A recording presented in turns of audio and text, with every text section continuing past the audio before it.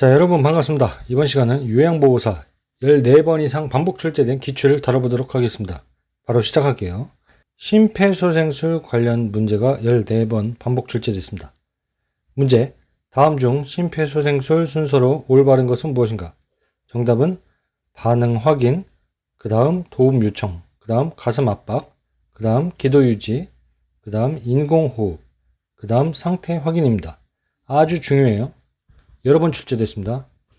반응 확인, 도움 요청, 가슴 압박, 기도 유지, 인공호흡, 상태 확인. 다음 문제.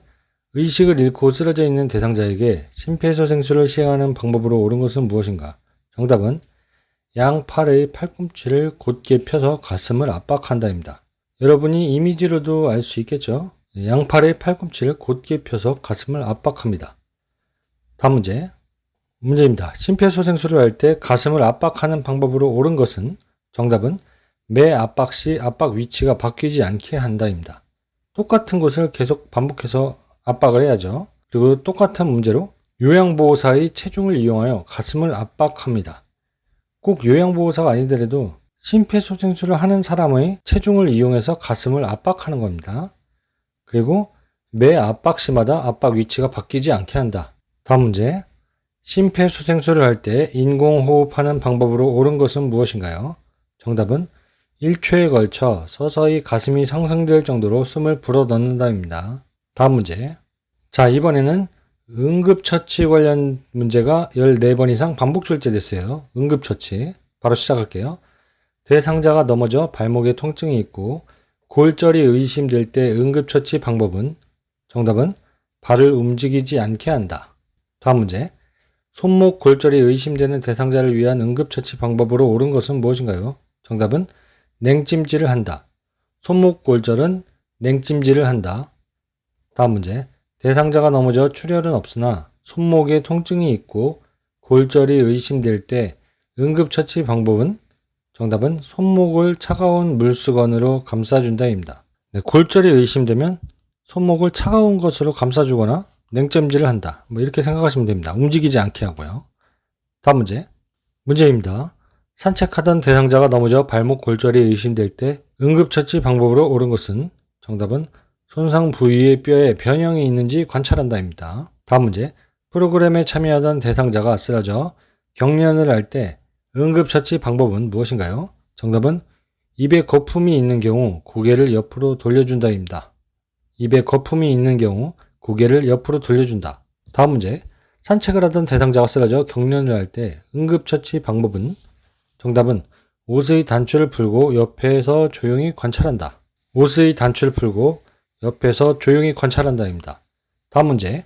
문제입니다. 대상자가 뜨거운 물을 팔에 쏟아 화상을 입었을 때 응급처치 방법은 정답은 착용하고 있는 팔찌는 빨리 뺍니다. 장신구들은 다 싹 빼야죠. 다음 문제. 대상자가 뜨거운 물을 팔에 쏟아 화상을 입었을 때 응급처치 방법으로 옳은 것은 정답은 화상 입은 쪽 팔에 착용한 장신구를 빨리 빼준다입니다. 화상 입은 쪽 팔에 착용한 장신구를 빨리 빼준다. 다음 문제. 뜨거운 물을 발에 쏟아 화상을 입은 대상자의 응급처치 방법으로 옳은 것은 정답은 발에 부종이 생기기 전에 양말을 벗긴다. 다음 문제. 자, 이번 문제는 노인 학대 관련 문제가 19번 이상 나왔어요. 19번 이상 반복 출제된 문제입니다. 바로 볼게요. 노인 학대 문제를 해결하기 위한 유관기관과 역할을 바르게 연결한 것은 무엇인가? 정답은 노인보호 전문기관은 학대 사례 신고 접수입니다. 노인보호 전문기관은 학대 사례 신고 접수. 또 똑같은 문제로도 나왔죠. 보기만 조금 바뀌어가지고 똑같은 문제로도 출제되었습니다. 정답은 노인보호 전문기관은 학대 사례 신고 접수. 다음 문제. 학대받은 노인을 대상으로 사례 관리를 수행하는 기관은 무엇인가요? 정답은 노인보호 전문기관. 노인보호 전문기관입니다. 학대받은 노인을 대상으로 사례 관리를 수행하는 기관은 노인보호 전문기관. 다음 문제. 문제입니다. 노인 학대를 발생시킬 수 있는 요인에 해당되는 것은 무엇인가요? 정답은 노인의 의존성이 증가한다. 노인 학대를 발생시키는 원인은 뭐냐면 가족 부양 부담을 증가시키고 가족관계 갈등이 악화되고 아니면 노인의 의존성이 증가되고 노인 부양 의식이 약화되고 노인의 사회적 관계망이 축소되었을 때 노인학대를 발생시킬 수가 있습니다. 또 똑같은 문제로 노인학대가 발생시킬 수 있는 요인은 부양자의 사회적인 고립으로 인해서 노인학대가 발생할 수도 있죠. 다음 문제입니다. 다음 상황에 해당하는 노인학대 유형은 무엇인가요? 자, 대상자는 비 오는 날 저녁에 공원 의자에 홀로 앉아 있고요. 아들은 내가 놓친 애 때문에 진짜 힘들어서 못 살겠어. 당장 안 들어오고 뭐 해요? 자, 이 학대 유형은 무엇인가요? 정답은 정서적 학대입니다. 정서적 학대. 그리고 비슷한 문제 또 볼게요. 대상자의 아들이 대상자가 받고 있는 국민기초생활보장급여를 몰래 인출해가는 것을 요양보호사가 목격했어요. 그렇다면 이거에 대한 노인학대 유형은 무엇인가요? 정답은 경제적 학대입니다. 돈을 몰래 인출해가고 그랬죠? 그러면은 경제적인 학대예요. 그리고 또 다른 문제. 치매 대상자가 감기 증세로 몸져 누워 있었지만 보호자는 돈이 없다며 대상자를 병원에 데려가지 않고 며칠 동안 집을 비웠어요. 자, 집을 비웠으니까 뭐예요? 방임. 신경 안 쓴다는 거죠. 방임이에요. 방임. 다음 문제. 자, 비슷한 문제 또 볼게요. 자, 보기는 물건을 파손하는 행위로 위협하고 집 밖으로 나가지 못하게 통제를 합니다. 그렇다면 이건 무슨 학대일까요? 정답은 신체적 학대입니다. 신체적 학대. 다음 문제. 집에 들어오지 못하게 하거나 의료적으로 불필요한 약물을 복용시키고요. 생존 유지에 필요한 물품으로부터 단절시킵니다. 이것은 신체적 학대입니다. 신체적 학대. 다음 문제. 종교활동 참여를 방해하고 집안 경조사에 참여시키지 않는다. 이것은 바로 정서적인 학대죠. 정서적인 학대. 다음 문제. 자, 문제입니다. 인재의 기능을 상실한 노인을 고의적으로 가출하게 하는 학대 유형은 무엇인가요? 정답은 유기입니다. 유기. 고의적으로 가출하게 하는 거. 유기죠. 여러분 보실 때 강아지를 유기한다. 유기견. 뭐 그런 거 있죠. 그거랑 똑같은 얘기라고 생각하시면 돼요. 다음 문제. 다음 중 노인학대에 해당되는 것은 무엇인가요? 정답은 3번. 노인의 연금을 가족이 임의로 사용하는 것은 학대죠. 노인학대. 다음 문제. 가족이 일방적으로 전기와 수도를 끊어 대상자의 생존을 위협하는 노인학대 유형은 무엇인가요? 정답은 신체적 학대입니다. 다음 문제. 자, 그리고 마지막 노인학대 유형 문제입니다. 노인학대 유형 중 정서적인 학대에 해당되는 것은 무엇인가요? 정답은 친척과의 연락을 차단한다.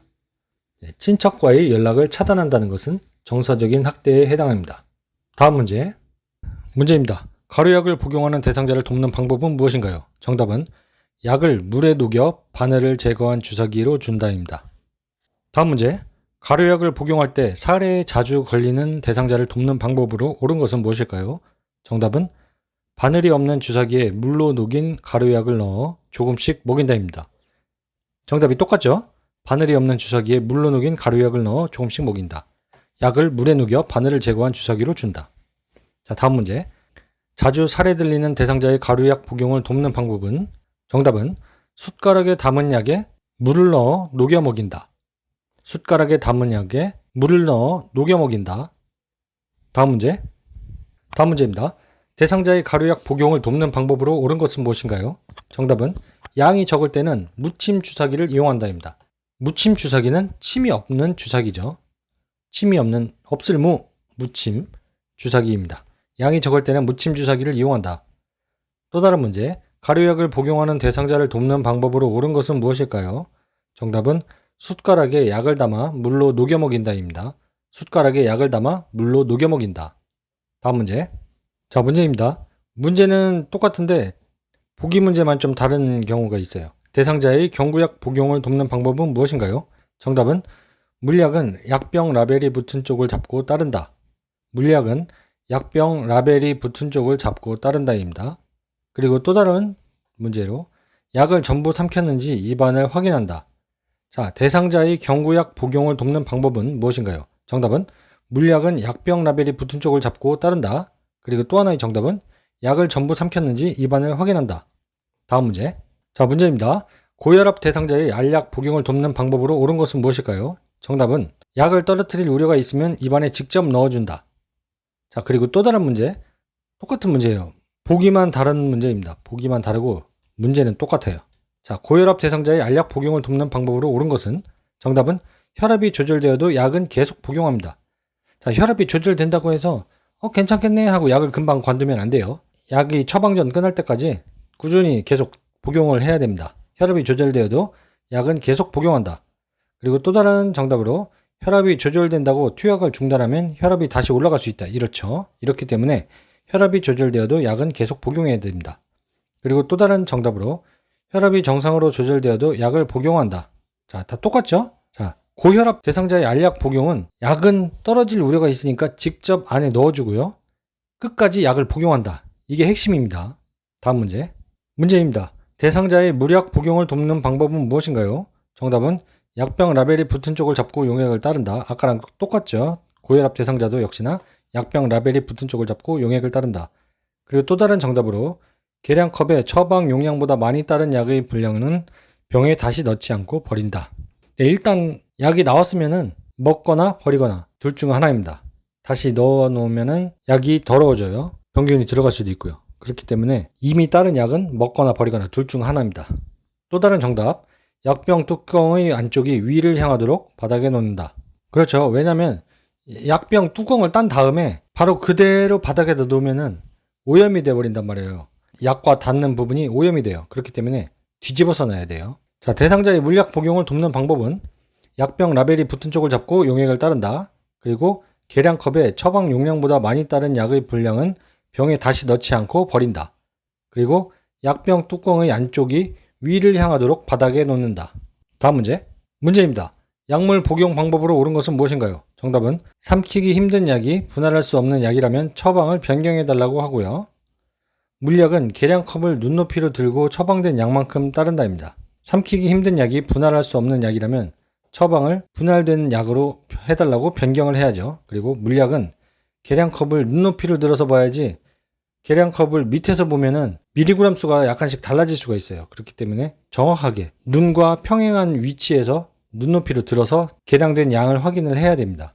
자, 지금까지 문제를 마무리하고요. 다음 시간에는 22번 이상 반복 출제된 문제에 대해서 다뤄보도록 하겠습니다. 시간이 나실 때마다 여러분이 계속 반복 학습을 하세요. 공부 시간이 아니더라도 걷거나 산책을 하거나 밥을 먹거나 자기 직전이라든지 자고 있을 때 그렇게 계속 틀어놓고 공부를 하면서 귀로 들으면서 공부를 한다면은 여러분이 공부 시간을 획기적으로 줄일 수 있고요. 여러분의 합격에 도움이 많이 될 것입니다.